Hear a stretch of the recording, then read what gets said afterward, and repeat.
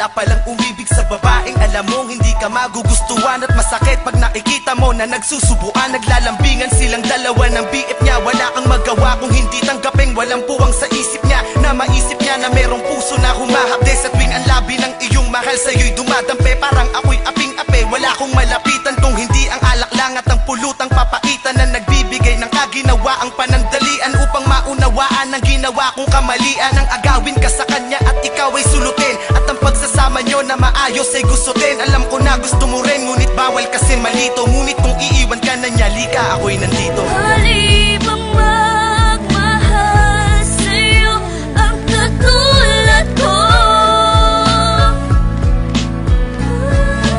Kahit pa na alam ko may nagmamay-ari sa'yo.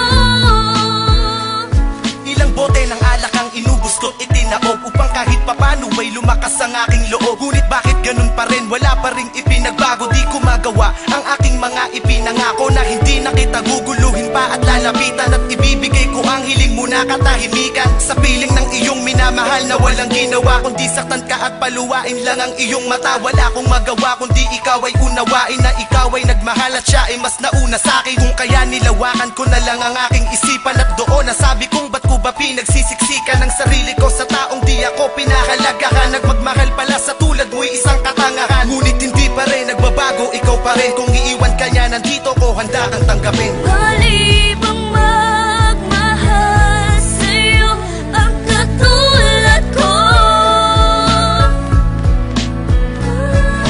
Kahit pa na alam ko may nagmamay-ari sa'yo.